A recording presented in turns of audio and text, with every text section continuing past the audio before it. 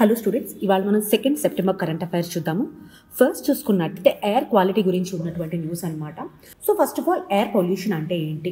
So ఏదైనా harmful solid కానీ liquid కానీ గ్యాసెస్ సబ్స్టెన్సెస్ ఎయిర్లో ఉన్నట్టయితే మనం దాన్ని ఎయిర్ పొల్యూషన్గా చెప్తామన్నమాట. అండ్ రెండో విషయం ఏంటి అంటే ఈ air pollution not only humans, ఎకో సిస్టమ్స్కి, యానిమల్స్కి, ప్రాపర్టీ, ఎన్వైరన్మెంట్ అన్నిటికీ డ్యామేజ్ అనేది అబ్జర్వ్ చేయొచ్చు. రీసెంట్గా ఇది ఎందుకు న్యూస్లో ఉంది అంటే ఏక్యూఎల్ఐ అంటే యూనివర్సిటీ ఆఫ్ చికాగో కింద అనమాట. వీళ్ళు ఒక రిపోర్ట్ ఇచ్చారు. సో ఏమని చెప్పారు, entire India's population PM 2.5 safe level కన్నా ఎక్కువ ఎక్స్పోజ్ అవుతుంది అని చెప్పారనమాట. WHO సేఫ్ లెవెల్ ఎంత ఇచ్చిందంటే 5 మైక్రోగ్రామ్స్ ఇచ్చిందనమాట WHO సేఫ్ లెవెల్. సో ఒక్కసారి ఎయిర్ గురించి చూసుకున్నట్టయితే what the causes of air pollution? ఎందుకు మనకి ఎయిర్ పొల్యూషన్ వస్తుంది? ఫస్ట్ వెహికులర్ ఎమిషన్స్, వెహికల్స్ ద్వారా అయ్యేటువంటి ఎమిషన్స్ అనమాట. PM 2.5 కానివ్వండి, నైట్రస్ ఆక్సైడ్స్ కానివ్వండి, కార్బన్ మోనాక్సైడ్ కానివ్వండి. మోస్ట్ ఆఫ్ ద అర్బన్ స్పేస్లో ఈ PM 2.5 పొల్యూషన్ రావడానికి one of the major reason vehicular pollutions. ఇక్కడ మనం చూసుకున్నట్టయితే ఢిల్లీలో దాదాపు 20 నుంచి 40% పీపుల్ PM 2.5 ఎక్స్పోజ్ అయ్యారనమాట ఓవర్ ద సేఫ్ లిమిట్స్ మనం చూసుకున్నట్టయితే. అండ్ నెక్స్ట్ వచ్చేటప్పటికి ఇండస్ట్రియల్ యాక్టివిటీస్లో మనం చూసుకున్నట్టయితే కోల్ ప్లాంట్స్ కానివ్వండి, సిమెంట్ ఇండస్ట్రీస్, స్టీల్ ఇండస్ట్రీస్, ఇవన్నీ సల్ఫర్ డైఆక్సైడ్, నైట్రస్ ఆక్సైడ్ లాంటి వాటిని ఎమిట్ చేస్తూ ఉంటాయి. సో అండ్ దీనివల్ల ఇండస్ట్రియల్ స్మాగ్ కూడా వస్తుందన్నమాట. ఎగ్జాంపుల్ చూసుకున్నట్టయితే ఛత్తీస్గఢ్లో కోబ్రా అని చెప్పేసి ఒక క్లస్టర్ ఉంటుంది, అంటే అది ఒక ఇండస్ట్రియల్ క్లస్టర్. సో ఇక్కడ కోల్ ఫైర్ చేసిన పవర్ ప్లాంట్స్ ఉంటాయి అనమాట. సో ఆ క్లస్టర్లో చాలా ఎక్కువ PM 2.5 అబ్జర్వ్ చేయొచ్చు. నెక్స్ట్ ఇంకోటి మనం చూసుకున్నట్టయితే క్రాప్ రెసిడ్యూ బర్నింగ్. ఇది ఢిల్లీ అండ్ దాంతోపాటు చుట్టుపక్కల ఏరియాస్ పంజాబ్, హర్యానాలో చూసుకున్నట్టయితే ఈ క్రాప్ బర్నింగ్, స్టబుల్ బర్నింగ్ అంటారు. సో దీనివల్ల ఏమవుతుందంటే PM పార్టికల్స్ కానివ్వండి, కార్బన్ మోనాక్సైడ్ కానివ్వండి, టాక్సిక్ గ్యాసెస్ అనేవి ఎమిట్ అవుతూ ఉంటాయి. సో దీనివల్ల వింటర్లో ఢిల్లీలో స్మాగ్ అనేది అబ్జర్వ్ చేస్తాము అండ్ ఎయిర్ పొల్యూషన్ అనేది ఎక్కువగా అబ్జర్వ్ చేస్తాము. నెక్స్ట్ మనం చూసుకున్నట్టయితే కన్స్ట్రక్షన్ అండ్ డిమాలిషన్ ట్రస్ట్. ఇక్కడ అర్బనైజేషన్ ఫాస్ట్గా జరిగిపోవడం వల్ల అండ్ దాంతోపాటు కన్స్ట్రక్షన్స్ చేస్తున్నప్పుడు వస్తున్నటువంటి డస్ట్, పార్టికులేట్ మ్యాటర్ని రెగ్యులేట్ చేయలేకపోవడం వల్ల ఈ డిమాలిషన్ డస్ట్ అనేది పెరిగిపోతుంది అనమాట. ఇది ఎయిర్ క్వాలిటీని ఇంకా వర్సన్ చేస్తుంది. మోస్ట్లీ ఇది ఎక్కువ మనం మెట్రోస్, ఢిల్లీ, ముంబై, బెంగళూరు లాంటి మెట్రోస్లో చూస్తాము.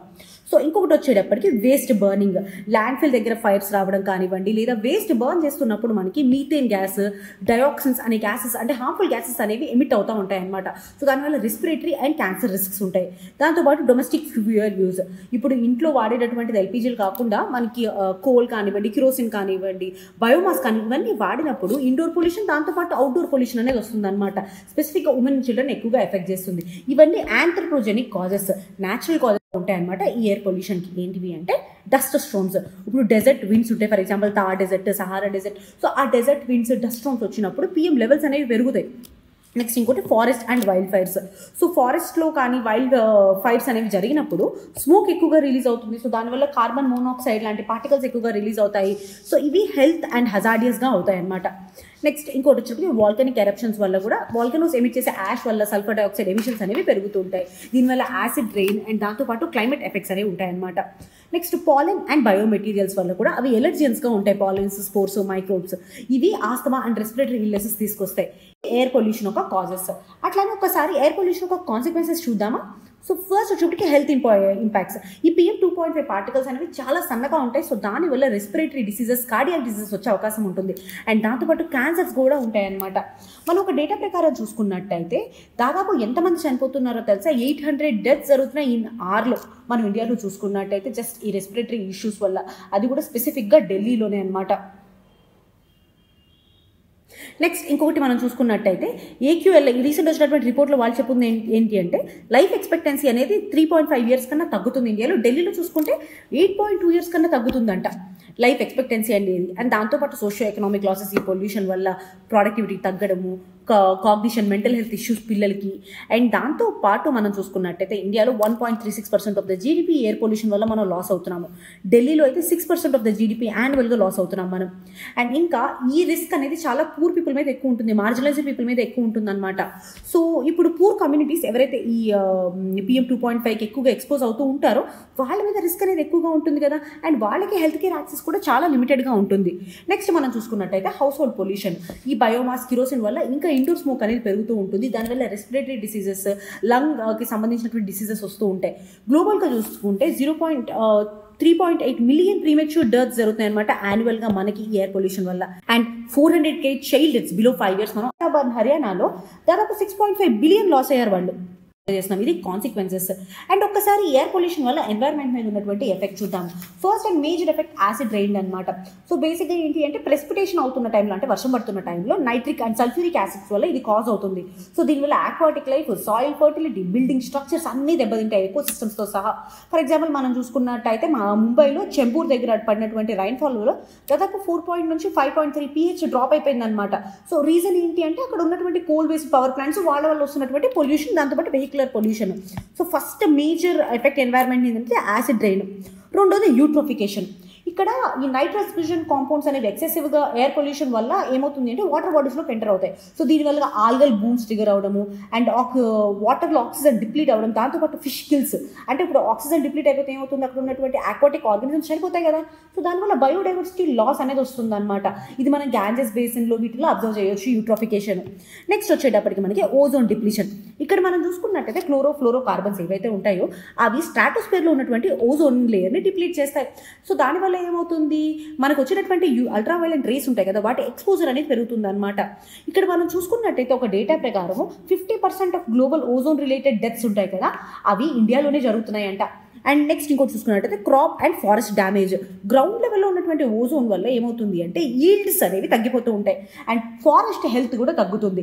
ఇక్కడ ఎలా చూస్తాము, ఎలా తగ్గుతుంది అంటే ఫస్ట్ ఆఫ్ ఆల్ గ్రౌండ్ లెవెల్లో ఓజోన్ ఏమవుతుంది అంటే ఈ ఫోటోసింథసిస్ చేసేటటువంటి ప్రాక్టీస్ ఉంటుంది చూసారా, దాన్ని హ్యాంపర్ చేస్తుంది, దాన్ని తగ్గిస్తుంది. సో దానివల్ల ఆటోమేటిక్గా క్రాప్ ఈల్డ్స్, ఫారెస్ట్ ఎకోసిస్టమ్స్ మీద దెబ్బపడుతుంది అనమాట. సో ఓవరాల్గా ఈ ఓజోన్ రిలేటెడ్ క్రాప్ ప్రాసెస్ వల్ల.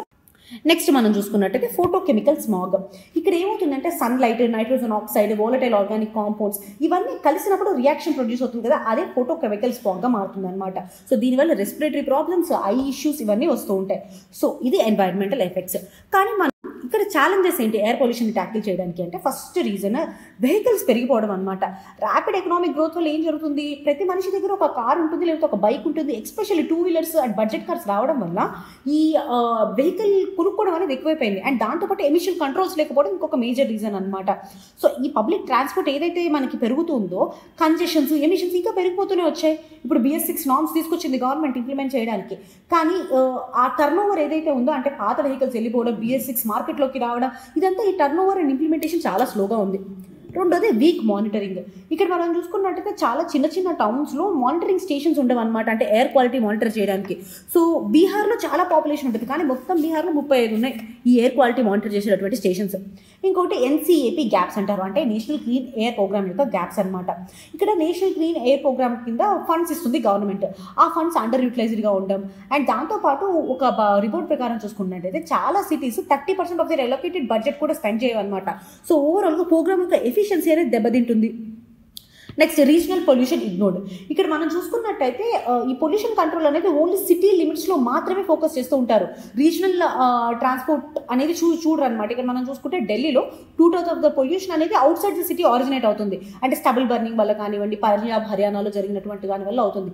కానీ ఇక్కడ ఢిల్లీలో మనం చూసుకున్నట్టయితే రీజనల్ ఏరియా మాత్రమే వాళ్ళు కంట్రోల్ చేయగలుగుతారు కదా. సో రీజనల్ మాత్రమే నెగ్లెక్ట్ చేసుకోవడం, అంటే చుట్టుపక్కల ఉన్న వాటిని కూడా మనం పరిగణలోకి తీసుకోవాలి, రీజనల్ ఏరియానే కాకుండా. నెక్స్ట్ లో టెక్నాలజీ అడాప్టేషన్స్ అనమాట. ఇప్పుడు నార్మల్గా మనం చూసుకున్నట్టయితే ఈ కోల్ ప్లాంట్స్ ఉంటాయి కదా, వాటికి స్క్రబ్బర్స్ అనేవి పెట్టాలి, ఫ్లూ గ్యాస్ డీసల్ఫరైజేషన్ యూనిట్స్ అనేవి పెట్టాలి. సో ఇవన్నీ హై కాస్ట్ అండ్ మెయింటెనెన్స్ ఉండాల్సిన థింగ్స్. సో ఇది చాలా వరకు ఈ టెక్నాలజీని అడాప్ట్ చేసుకోవడం లేకపోవడం వల్ల ఏమవుతుంది అంటే ఈ ఎమిషన్స్ అనేవి బయటకు వస్తూ ఉంటాయి. అండ్ ఇంకోటి పూర్ ఇండస్ట్రియల్ కంపైలెన్స్. ఇక్కడ మనం చూసుకుంటే ఇన్స్పెక్షన్స్ వీక్గా ఉండడం, పెనాల్టీస్ చాలా తక్కువగా ఉండడం. CPCB దాదాపు 300+ వైలేటర్స్ని షెడ్ చేసింది అనమాట. But it needs to have much more. So what could be forward and solutions ఈ ఎయిర్ పొల్యూషన్ ట్యాకిల్ చేయడానికి? First of all power plants, flu gas desulphurisation and scrubbers technology ఉంది కదా, వాటిని మ్యాండేటరీగా పెట్టాలి. రియల్ టైమ్ ఎమిషన్ డేటా ఎంత అని చెప్పాలి. And environmental impact assessment ఉంటుంది కదా, ఆ నార్మ్స్ స్ట్రాంగర్గా ఉండాలి. నెక్స్ట్ వెహికల్స్కి మనం చూసుకున్నట్టయితే వెహికల్ రిజిస్ట్రేషన్, పార్కింగ్ ప్రూఫ్ ఇవన్నీ చూపించాలి వెహికల్ కొనాలి అంటే. సో దానివల్ల ఏమవుతుంది అంటే ఓనర్షిప్ డిస్కరేజ్ అవుతుంది అనమాట. అంటే ఇప్పుడు వెహికల్ కొనే వాళ్ళు తగ్గుతారు పార్కింగ్ ప్లేస్ లేనప్పుడు. ఇంకోటి ఎమిషన్ ట్యాగింగ్ అనేది పెట్టాలి. సో ఈ వెహికల్ ఇంత ఎమిట్ చేస్తుంది అని చెప్పేసి. అండ్ గ్రీన్ పోలీస్ ఫోర్స్ అనేది ఒక ఫామ్ చేయాలన్నమాట. అంటే ఏంటి, వెహికల్ ఎమిషన్స్ ఎంత వస్తున్నాయి, పబ్లిక్ ట్రాన్స్పోర్టేషన్ మీద ఎలా ఉంది, సో దీనికోసం గ్రీన్ పోలీస్ ఫోర్స్ని తీసుకురావాలి. పబ్లిక్ ట్రాన్స్పోర్టేషన్ అండ్ సైక్లింగ్ మీద ఎక్కువ ఫోకస్ అనేది చేయాలి. నెక్స్ట్ క్రాప్ రెసిడ్యూస్ గురించి మనం చూసుకున్నట్టయితే ఇక్కడ పంజాబ్ హర్యానాలో ఎక్కువ మనకి క్రాప్ రెసిడ్యూ బర్నింగ్ అనేది చూస్తున్నాం కదా. సో వాళ్ళకి ఫ్రీ మెషినరీ ఇవ్వడము, దాంతోపాటు బయోమాస్ని పెల్లెట్స్గా ఫామ్ చేయడము. సో కొత్త కొత్త మార్గాల ద్వారా ఈ స్టబుల్ బర్నింగ్ ఏదైతే ఉందో దాన్ని తగ్గించాలి. ఇంకోటి కన్స్ట్రక్షన్ అండ్ ఆర్ఎంసీ అంటే రెడీ మిక్స్ కాంక్రీట్ అనమాట. సో ఈ రెడీ మిక్స్ కాంక్రీట్ వల్ల ఏమవుతుందంటే ఎమిషన్స్ తగ్గుతాయి. So environmental guidelines registered నామ్స్తో ఉంటుంది కాబట్టి దీంట్లో డస్ట్ అండ్ ఎమిషన్స్ అనేవి తగ్గుతాయి ఆర్ఎంసీ యూనిట్స్ వల్ల. Next control dust from construction sites. So బేసిక్గా ఏంటి అంటే రెసిడెంట్ వెల్ఫేర్ ఆర్గనైజేషన్స్ ఉంటాయి కదా. సో వాళ్ళకి మనం ఏం చేయాలి అంటే గైడ్ లైన్స్ అనేవి ఇస్తూ ఉండాలి. డస్ట్ ఎలా కంట్రోల్ చేయాలి, ఈ నామ్స్ ఉండాలి, నో అబ్జెక్షన్ సర్టిఫికేట్స్ ఉండాలి, ఎవరైనా వైలేట్ చేస్తున్నప్పుడు వాళ్ళు వైలేట్ చేయకుండా. So public grievance redressal mechanisms అనేవి ఉండాలన్నమాట. నెక్స్ట్ ట్రాఫిక్ అండ్ పార్కింగ్ గురించి చూసుకున్నట్టయితే టోల్స్ అండ్ పార్కింగ్ ఛార్జెస్ ఏవైతే ఉంటాయో వాటిని ఈక్వలైజ్ చేయాలి. సో దానివల్ల కార్ డిపెండెన్సీ అనేది తగ్గుతుంది. అంటే పబ్లిక్ ట్రాన్స్పోర్ట్ మీద వెళ్ళడానికి అవకాశం అండ్ ఆసక్తి చూపిస్తారు జనాలు toll fee and parking fees ఎక్కువ పెరిగినప్పుడు. అండ్ దాంతోపాటు ఫ్రీ పార్కింగ్ జోన్స్ బ్యాన్ చేయాలి. దాంతోపాటు పార్కింగ్ ఫీజు ఇప్పుడు 10 రూపీస్ 20 రూపీస్ ఉంటుంది. దాన్ని రివైజ్ చేస్తే ఏమవుతుంది అంటే వాళ్ళ వెహికల్ కూడా పబ్లిక్ ట్రాన్స్పోర్ట్ వాడడానికి అవకాశం ఉంటుంది అనమాట. నెక్స్ట్ మనం అర్బన్ ప్లానింగ్లో చూసుకున్నట్టయితే గ్రీన్ బెల్ట్స్ని క్రియేట్ చేయడము, క్లీన్ ఎయిర్ జోన్స్ అంటే లండన్లో ఇలాంటివి క్లీన్ ఎయిర్ జోన్స్ అని తీసుకొస్తారనమాట. సో ఈ లండన్లో యుఎల్ఈజెడ్ అని చెప్పేసి ఒక జోన్ తీసుకొచ్చారు. సో దానివల్ల నైట్రస్ ఆక్సైడ్ ఎమిషన్స్ 40% తగ్గిపోయాయి. పబ్లిక్ ట్రాన్స్పోర్ట్ ఎంకరేజ్ చేయడం, పెడెస్ట్రియన్ పాత్వేస్, సైక్లింగ్ కారిడార్స్, కోపెన్హాగన్లో గ్రీన్ వేవ్ తీసుకొచ్చారు దీనికోసం అని చెప్పేసి. Next technological and scientific solutions, fuel cell vehicles, alternative ఫ్యూయల్స్తో వాడేటటువంటి వెహికల్స్ అనమాట. హైడ్రోజన్ ద్వారా, మిథనాల్ ద్వారా, ఇథనాల్ ద్వారా వాడేటటువంటి వెహికల్స్ని తీసుకురావాలి. క్లౌడ్ సీడింగ్ టెక్నాలజీస్, సో దానివల్ల ఏమవుతుందంటే ఎయిర్ పొల్యూషన్ ఉన్నా సరే ఎయిర్ పొల్యూషన్ తగ్గే అవకాశం ఉంటుంది క్లౌడ్ సీడింగ్ టెక్నాలజీస్ వల్ల. Bio mining, bio remediation. Next policy integration. ఇక్కడ మనం చూసుకున్నట్టయితే ఈ పాలసీ ఇంటిగ్రేషన్ అనేది ఎయిర్ షెడ్ బేస్డ్ అప్రోచ్ అనమాట. ఇప్పుడు వాటర్ మేనేజ్మెంట్కి వాటర్ షెడ్ బేస్డ్ అప్రోచ్ అంటాం కదా, అట్లానే ఎయిర్ పొల్యూషన్ మేనేజ్మెంట్కి ఎయిర్ షెడ్ బేస్డ్ అప్రోచ్ అంటారు. So cross border cooperation, so Male declaration లాంటివి తీసుకురావాలి. నెక్స్ట్ ఇంకోటి చూసుకున్నట్టయితే ఎమర్జెన్సీ యాక్షన్. సో ఇక్కడ ఆర్టిఫిషియల్ రైన్ ట్రైల్స్ మనకి క్లౌడ్ సీడింగ్ టెక్నాలజీస్ యూస్ చేసుకుని ఆల్రెడీ మనం ఢిల్లీలో ప్లాన్ చేసాము. చైనాలో కూడా ఇది ఎక్కువగా చేస్తూ ఉంటారనమాట క్లౌడ్ సీడింగ్ టెక్నాలజీస్, ఒక ఎమర్జెన్సీ ఇంటర్వెన్షన్ లాగా. సో ఇలాంటివన్నీ తీసుకురావాలి. ఇవి సొల్యూషన్స్. అయితే దాంతోపాటు గవర్నమెంట్ ఆఫ్ ఇండియా తీసుకొచ్చింది ఏంటి, 1981లో ఎయిర్ యాక్ట్ తీసుకొచ్చింది. దీనివల్ల సిపిసిబి అండ్ ఎస్పిసిబి అంటే state pollution control board and central pollution control board setup చేసింది. అండ్ ఎమిషన్ నార్మ్స్ ఎన్ఫోర్స్ చేస్తున్నాము. And national climate action plan 2019 ప్రకారము 40% PM 2.5 అండ్ PM 10 రిడక్షన్ చేయాలి. అది కూడా 131 సిటీస్లో బై 2025-26. BS6 వెహికల్స్ తీసుకొచ్చాము. అంటే స్ట్రిక్టర్ వెహికల్ నార్మ్స్ విత్ ఇంకా దాంతోపాటు డ్రైవింగ్ ట్రస్ట్తో graded response actions plan. So దీనివల్ల ఢిల్లీ NCR రీజన్లో తగ్గించడం ఎయిర్ పొల్యూషన్ని. ఎయిర్ క్వాలిటీ ఇండెక్స్ 2015లో తీసుకురావడం జరిగింది. 8 పొల్యూటెంట్స్ ఇందులో కంటిన్యూట్గా ట్రాక్ చేస్తూ ఉంటాం అనమాట మనం. And PM Ujjwala Yojana, so LPG connections provide చేయడం వల్ల బయోమాస్ మీద దాంతోపాటు ఇండోర్ పొల్యూషన్ తగ్గిస్తాము. అండ్ CAQM అంటే ఎయిర్ క్వాలిటీ మేనేజ్మెంట్ అనమాట. సో ఇది ఒక స్టాట్యూటరీ అథారిటీ ఢిల్లీ రీజియన్లో మనం చూసుకున్నట్టయితే రీజనల్ కోఆర్డినేషన్ ఎన్ఫోర్స్మెంట్ చేస్తూ ఉంటారు. సో గ్లోబల్ ప్రోటోకాల్స్ చూసుకున్నట్టయితే జెనీవా కన్వెన్షన్ ఉంది. సో క్రాస్ బార్డర్ పొల్యూషన్ గురించి అండ్ కోఆపరేషన్ గురించి ఉన్నటువంటి ఫస్ట్ ట్రీటీ అనమాట ఇది. నెక్స్ట్ హెలెన్స్కీ ప్రోటోకాల్, సల్ఫర్ ఎమిషన్స్ దాదాపు 30% కన్నా తగ్గించడానికి తీసుకొచ్చినటువంటి ప్రోటోకాల్ ఇది. అండ్ ఓస్లో ప్రోటోకాల్, ఇది హెలెన్స్కీ ప్రోటోకాల్ని స్ట్రెంథెన్ చేస్తుంది. అండ్ దాదాపు 60% ఆఫ్ సల్ఫర్ కట్స్ని తగ్గించడానికి ప్లాన్ చేస్తుంది అనమాట. ఆ తర్వాత గోతెన్బర్గ్ ప్రోటోకాల్, ఇది మల్టిపుల్ పొల్యూటెంట్స్ మీద అప్రోచ్ ఉంటుంది. Sulphur dioxide, nitrous oxide, volatile organic compounds, ammonia, వీటన్నిటి మీద. సో అసిడిఫికేషన్, యూట్రోఫికేషన్ లాంటివి తగ్గిస్తుంది అనమాట. గ్లోబల్గా ఉన్నటువంటి ప్రోటోకాల్స్. వరల్డ్ హెల్త్ ఆర్గనైజేషన్ ఇచ్చినటువంటి ఎయిర్ క్వాలిటీ గైడ్ లైన్స్ చూసుకున్నట్టయితే PM 2.5 స్ట్రిక్టర్ లిమిట్స్ ఇచ్చింది. మనం ఆల్రెడీ చెప్పాం కదా 5 మైక్రోగ్రామ్స్ కన్నా తక్కువ ఉండాలి అని చెప్పేసి. అండ్ హెల్త్ ప్రొటెక్షన్ స్పెసిఫిక్గా 7 మిలియన్ ప్రీమెచ్యూర్ డెత్స్ ఇయర్ ఉన్నాయి కదా, సో వాటిని తగ్గించాలి. అండ్ గ్లోబల్ ఫ్రేమ్వర్క్ దాదాపు 140 కంట్రీస్కి రిఫరెన్స్ ఫ్రేమ్వర్క్ ఇచ్చింది world health organisation. And better air quality ఉండడం వల్ల క్లైమేట్ పొల్యూటెంట్స్ని మనం కట్ చేయగలుగుతాం, కార్బన్ కానీ మీథేన్ కానీ. సో ఇప్పుడు what could be the way forward, మనం ఏం చేయొచ్చు? First of all emission linked incentive schemes అనమాట. పొల్యూషన్ బాండ్స్ అని చెప్పేసి క్లీనప్ చేసినందుకు ఫండ్స్, క్లీన్ టెక్నాలజీకి ఫండింగ్ సపోర్ట్ ఇవ్వడము. అండ్ ఇంకొకటి కమ్యూనిటీ బయోచార్. ఇక్కడ ఏంటి అంటే రూరల్ గ్రూప్స్ కానివ్వండి, SHG ఉమెన్ ఉంటాయి కదా, వాళ్ళంతా కమ్యూనిటీలో ఉన్నటువంటి ఆర్గానిక్ వేస్ట్ ఉంటుంది కదా, సో అందులో నుంచి బయోచార్ని ప్రొడ్యూస్ చేయడం. సో దానివల్ల క్లీనర్ ఫ్యూయల్స్ వస్తాయన్నమాట. Next urban green spaces. ఇక్కడ మనం చూసుకున్నట్టయితే ఒక నేషనల్ కాంపిటీషన్స్ లాంటివి పెట్టడము అర్బన్ ఏరియాలో గ్రీన్ కవర్ పెంచడానికి. అండ్ దాంతోపాటు ఇది మనం చూసుకున్నట్టయితే బ్రెజిల్లో గ్రీన్ అర్బన్ ప్లానింగ్ని క్రూట్సిబా అంటారనమాట. సో దీనివల్ల అక్కడ అర్బన్ ఏరియాస్లో గ్రీన్ స్పేసెస్ ప్లాన్ చేయడం జరిగింది. అండ్ డైనమిక్ టోలింగ్, ఇక్కడ ఏంటి అంటే variable toll charge based on vehicles, air క్వాలిటీని పట్టేసేసి. ఇప్పుడు ఎయిర్ క్వాలిటీ ఎక్కువగా ఉంది అనుకోండి, ఆ టైంలో వెహికల్ తీస్తే టోల్ ఛార్జ్ ఎక్కువగా ఉంటుంది. సో ఇలాంటి టోల్ ఛార్జెస్ని డైనమిక్ టోలింగ్ తీసుకురావాలి. అండ్ దాంతోపాటు awareness and volunteer crops, youth and దాంతోపాటు వాలంటీర్స్ని తీసుకొని ఎయిర్ క్వాలిటీ మీద లిటరసీ అనేది పెంచాలి అక్కడ జనాలకి. అండ్ దాంతోపాటు సేఫ్ ప్రాక్టీసెస్ని తీసుకురావాలి. ఆర్కిటెక్చర్ సస్టైనబుల్గా తీసుకురావాలన్నమాట. బయోమిమిక్రీ ఇన్స్పైర్డ్ డిజైన్స్ అంటారు. అంటే ఏంటంటే న్యాచురల్గా లైట్ వచ్చేటట్టు, న్యాచురల్గా వెంటిలేషన్ ఉండేటట్టు డిజైన్స్ని తీసుకురావాలి. సో ఓవరాల్గా ఇండియాలో ఎయిర్ పొల్యూషన్ అనేది ఒక critical public health issue. So ఇది కనుక మనం సరిగ్గా ట్యాకిల్ చేయలేకపోతే డెవలప్మెంటల్ క్రైసిస్ ఉంటుంది. అండ్ లాంగ్ టర్మ్ డెవలప్మెంట్ అనేది మనం అబ్జర్వ్ చేయలేమన్నమాట. అండ్ ఈ ఎయిర్ క్వాలిటీ అనేది డైరెక్ట్గా SDG 3కి లింక్ అయి ఉంటుంది, గుడ్ హెల్త్ అండ్ వెల్ బీయింగ్కి. అండ్ దాంతోపాటు SDG 13 క్లైమేట్ యాక్షన్కి కూడా ఇది లింక్ అయి ఉంటుంది అన్నమాట. So it's an urgent priority, we need to tackle it. Next article చూసుకున్నట్టయితే can AI image to video feature puts children at risk అని ఉందన్నమాట. ఆర్టిఫిషియల్ ఇంటెలిజెన్స్ అండ్ దాంతోపాటు చిల్డ్రన్ మీద ఉన్నటువంటి రిస్క్స్ని ఈ ఆర్టికల్లో అసెస్ చేస్తాము. ఇందులో మనం ఆర్టిఫిషియల్ ఇంటెలిజెన్స్ చిల్డ్రన్ మీద ఉన్నటువంటి significance, risks, way forward discuss చేస్తాము. సో ఫస్ట్ చూసుకున్నట్టయితే జనరేటివ్ AI. సో ఇక్కడ ఏంటి, ఒక ఇమేజ్ ఇస్తుంటే అది వీడియోగా కన్వర్ట్ చేసేస్తుంది ఈ ఆర్టిఫిషియల్ ఇంటెలిజెన్స్. ఇది జనరేటివ్ AI కదా. సో రీసెంట్గా మనం ఒకసారి డేటా చూసుకుంటే NCRB డేటాలో 20% సైబర్ క్రైమ్ రైజ్ అయిందనమాట చిల్డ్రన్ మీద మార్ఫింగ్ మిస్యూజ్ వల్ల. అండ్ యూనిసెఫ్ కూడా మనకి children rights most vulnerable AI ecosystems అని చెప్పడం జరిగింది. ఇంటర్పోల్ కూడా చైల్డ్ సెక్షువల్ అబ్యూస్ గురించి చెప్పిందనమాట. AI వల్ల ఈ చైల్డ్ సెక్షువల్ అబ్యూస్ మెటీరియల్ ఏదైతే ఉందో అది ఇంకా పెరుగుతుంది అని చెప్పింది. సో ఒక్కసారి మనం పాజిటివ్ ఇంపాక్ట్స్ చూద్దాం ఆర్టిఫిషియల్ ఇంటెలిజెన్స్ చిల్డ్రన్ మీద. First thing education and learning. మనం చూస్తున్నాం బైజూస్, ఖాన్ అకాడమీ. సో వీళ్ళంతా పర్సనలైజ్డ్ లెర్నింగ్ తీసుకురాగలుగుతున్నాం మనం యూట్యూబ్ ద్వారా, వీటన్నిటి ద్వారా. UNESCO AI and education report ప్రకారం ఏం చెప్పిందో తెలుసా, COVID-19 తర్వాత లెర్నింగ్ గ్యాప్స్ ఉన్నాయి కదా, వాటిని AI బ్రిడ్జ్ చేయబోతుంది అని చెప్పింది. అంత ఇంపార్టెంట్ AI ఎడ్యుకేషన్కి. రెండోది హెల్త్ కేర్. AI ఎర్లీ డయాగ్నోసిస్లో కూడా చాలా యూజ్ అవుతుంది. పిల్లలకి ఆటిజం కానివ్వండి, స్పీచ్ ఇంపైర్మెంట్స్ ఉన్న స్పీచ్ థెరపీ కూడా ఆర్టిఫిషియల్ ఇంటెలిజెన్స్ ద్వారా ఇస్తారనమాట, కొన్ని యాప్స్ సపోర్ట్ ద్వారా. మూడోది సేఫ్టీ అండ్ యాక్సెసిబిలిటీ. ఆర్టిఫిషియల్ ఇంటెలిజెన్స్కి పేరెంటల్ కంట్రోల్స్ ఉన్నాయి అనుకోండి, child safety search engines develop చేయడం చాలా ఈజీ. అండ్ దాంతోపాటు ఇది అసిస్టివ్ టెక్నాలజీ ఉంటుంది కదా, టెక్స్ట్ నుంచి స్పీచ్కి జనరేట్ చేయడం, ఇమేజ్ రికగ్నైజేషన్ చేయడము. సో దీనివల్ల డిఫరెంట్లీ ఏబుల్డ్ చిల్డ్రన్ ఉంటారు కదా, వాళ్ళకి యాక్సెసిబుల్గా ఉంటుంది education. Next digital economy opportunities.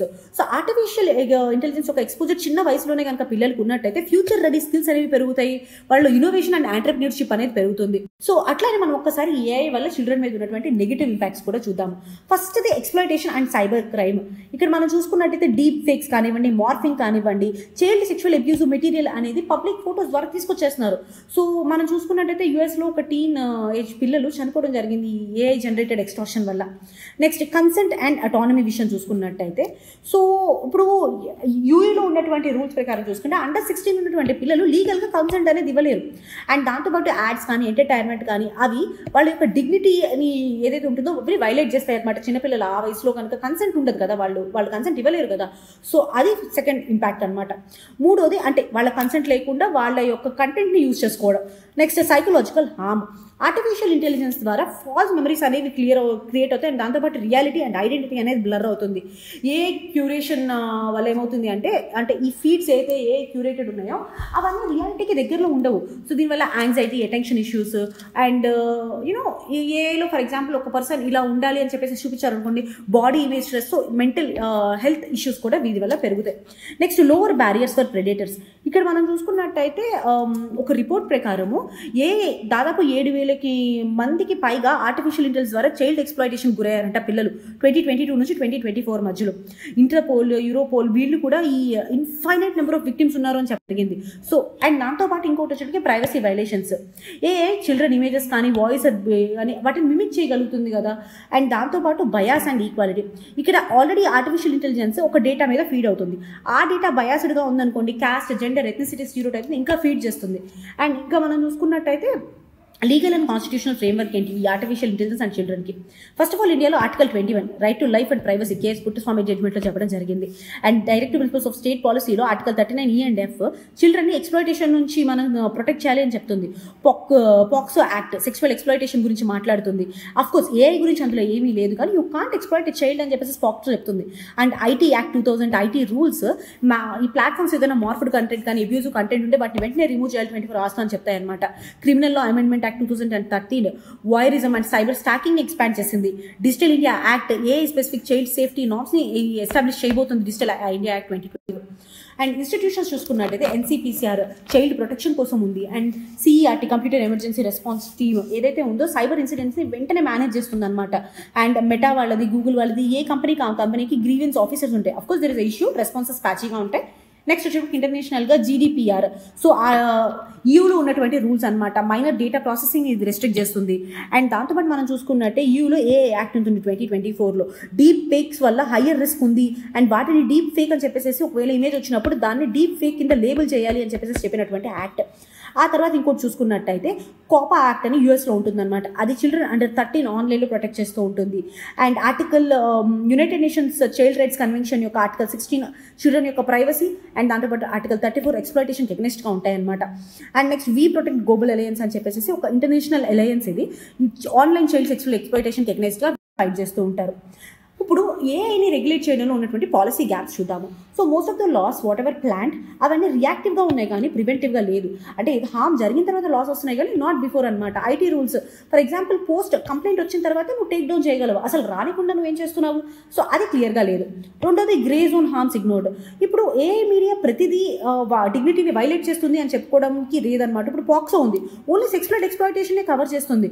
So there are grey areas, అంటే ఇది మొత్తం ఎక్స్‌ప్లాయిటేషన్ కింద చెప్పలేము, అట్లానే ఇట్స్ నాట్ ఎక్స్‌ప్లాయిటేషన్ అని కూడా చెప్పలేము. సో అలాంటి ఏరియాస్ అండ్ అలాంటి హార్మ్స్ ఇగ్నోర్ చేయడము. ఇంకోటి inconsistent safeguards. Big technology uses watermarking అనమాట. సో బేసిక్గా ఏదైనా సరే ఏఐ ఉంది అనుకోండి, ఏఐ ఇమేజెస్ ఇది డీప్ ఫేక్ కానివ్వండి, మార్పుడ్ కానివ్వండి, అండ్ వాటర్ మార్కింగ్ ఉండాలి. ఇది పెద్ద పెద్ద టెక్నాలజీ కంపెనీస్ పెద్ద పెద్ద యాప్స్ వాటర్ మార్కింగ్ ఇస్తాయి, కానీ స్మాలర్ టూల్స్ ఇలాంటి వాటర్ మార్కింగ్ ఇవ్వమన్నమాట. ఆ వాటర్ మార్కింగ్ ఇచ్చినా వాటిని తీసే అవకాశం ఎక్కువగా ఉంటుంది. నెక్స్ట్ మనం చూసుకున్నట్టయితే నో గ్లోబల్ ట్రీటీ. ఈ క్రైమ్స్ ఏవైతే ఉంటాయో మోస్ట్లీ క్రాస్ బార్డర్ జరుగుతాయి అనమాట. కంటెంట్ ఇండియాలో మార్పు అవుతుంది, కాకపోతే ఈ హోస్టింగ్ అనేది అబ్రాడ్లో ఉంటుంది అనమాట, ఆన్లైన్లో.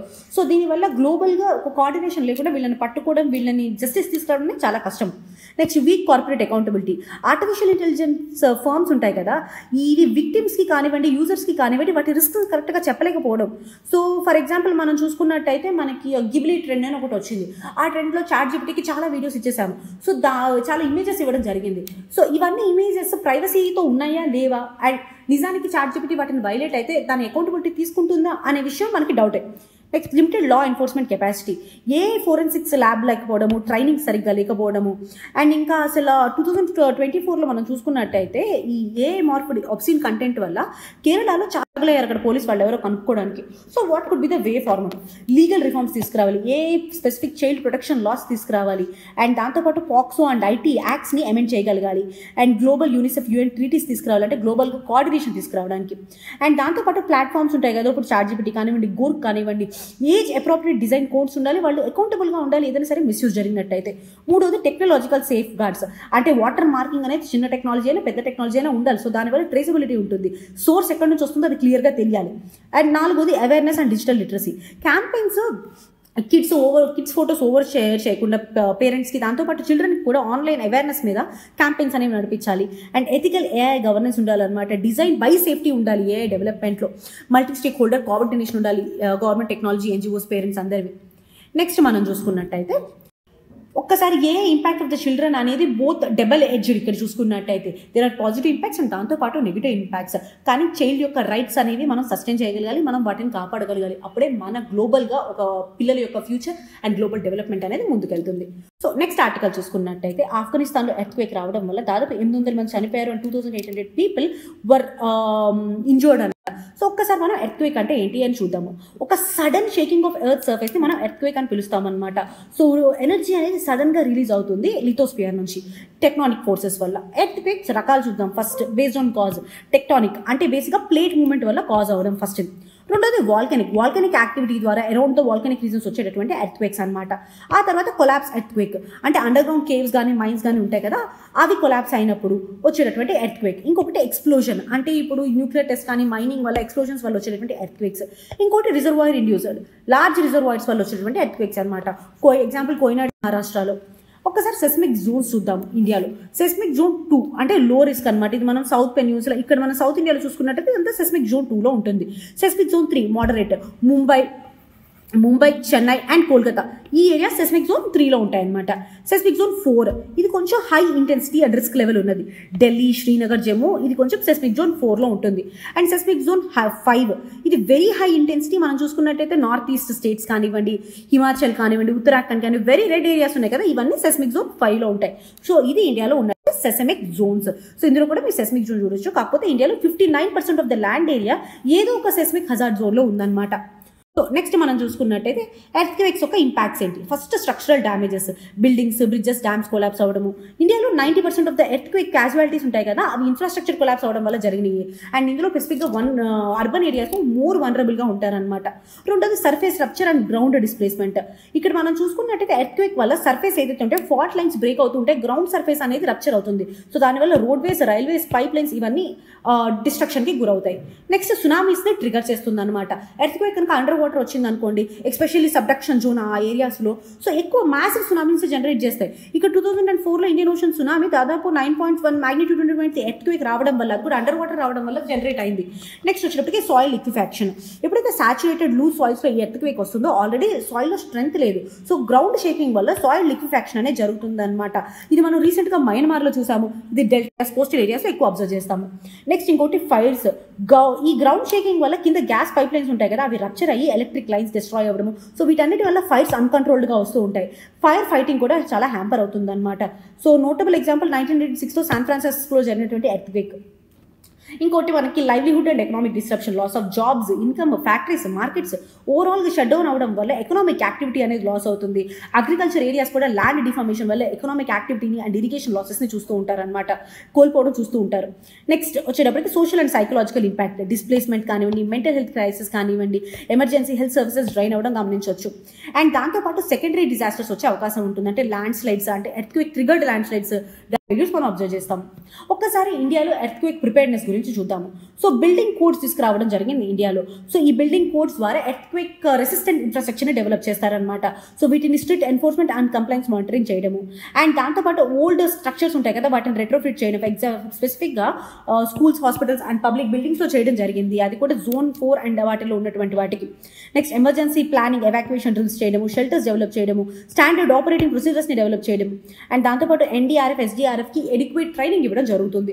And research and monitoring IMD and INCOIS ద్వారా స్ట్రెంథెన్ చేసాం. మనం రియల్ టైంలో ఎర్లీ వార్నింగ్ సిస్టమ్స్ ఇస్తున్నాము and earthquake prediction and research అనేది ఇస్తున్నాం అనమాట. Land use and urban planning change చేయడం జరిగింది. లూజ్ సాయిల్స్లో ఇలాంటి కన్స్ట్రక్షన్ చేయకూడదు అని చెప్పేసి రూల్స్ పెట్టడం జరిగింది. మ్యాండేటరీగా hazard mapping and risk zoning అనేది చేస్తున్నాము. సో ఇది ఇవాళ current affairs. Thank you so much for being with us.